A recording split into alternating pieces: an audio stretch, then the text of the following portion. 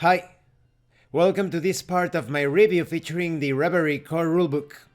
If you haven't seen part 1 of my review, featuring this dark fantasy steampunk role-playing game, please check out the playlist in the description below. This time we are going to talk about character creation. Character creation in this game is pretty straightforward. You have to follow 8 steps. First, you select a race or species. Then you select a background. Next, you select any perks or drawbacks. Then you choose an archetype. Then you choose affinities. Next, distribute stat and skill points. Next, spend vision points, and finally, purchase and select equipment. We will talk more about the details concerning each of these steps as we go along with these different parts of the review. When it comes to character points are a currency used during character creation to determine a character's capabilities at the start of a game.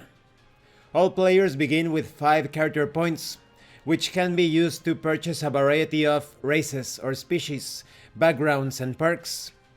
Any unused character points once character creation is completed then become vision points, which can be used to learn spells, abilities, or a variety of other benefits. Character points that become vision points do not count towards leveling progression and only serve to give the character additional options during character creation. Character points are not needed to purchase anything beyond a character's race, background, and possibly perks. Now, biologically speaking, there are 2 types of characters in this game. You have those that belong to the regional races. Regional races are basically all humans. They are human races. And you have those that belong to the exotic races, but I would rather say exotic species because they are very different from the human species and they are very different amongst themselves. Let's talk about the regional races first. They have their own locations and culture. I would have preferred it if they included more details concerning the appearance of each of the races. Also, some illustrations, some individual illustrations for each of the races to kinda get a good sense of how the average individual for that particular race looks like. Because you do have some illustrations, but not all of them for each of these different races. Let's start talking about the Eldarian. Hailing from the land of Eldaria, which spans the regions of Cloud Reach, the plains of Orphalus, and the stormbound sea, Eldarians are well-rounded individuals accustomed to all walks of life. They are often reasonably well educated for their time, and boast an understanding of the subtleties of politics many other cultures lack. They are also ferocious knights that balance traditional values with more modern methods of fighting. Recent times have seen Eldaria become a hub for new technological advances, launching the kingdom into newfound wealth and producing some of the keenest technical minds of the modern age. When it comes to their traits, they have things such as well learned. Eldarians begin the game with 2 additional skill points. They also have balanced. They begin with 1 point in any stat of their choice. Next we have the Stentaros.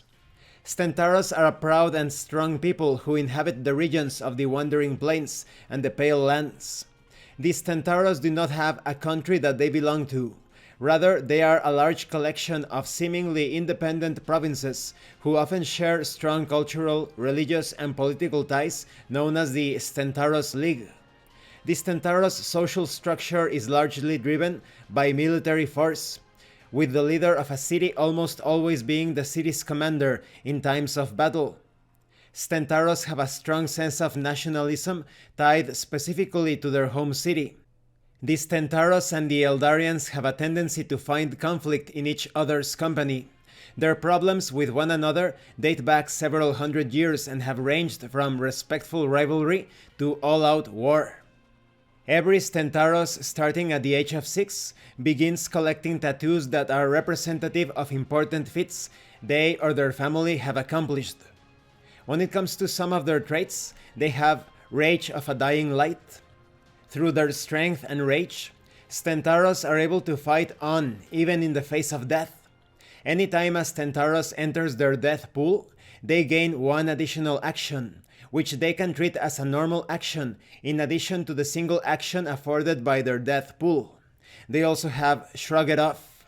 Once per day, when you sustain a minor injury, you can choose to suffer none of the negative effects of it for up to 1 hour. And these are just some of the traits of these two races.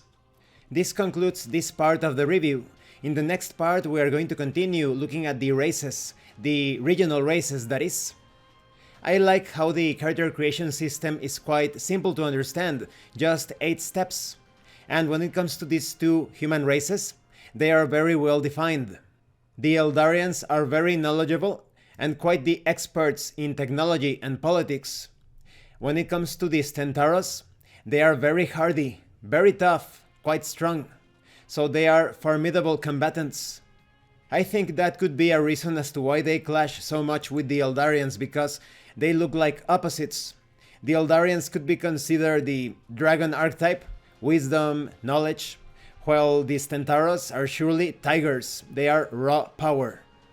Thank you for watching this part of the review, and thank you for your likes and your comments. If you have any questions or comments, please let me know. And thank you so much to those of you that are going the extra mile to support the channel. If anyone else wishes to further support the channel, the information on how to do that will be in the description below. Once again, thank you, and see you later.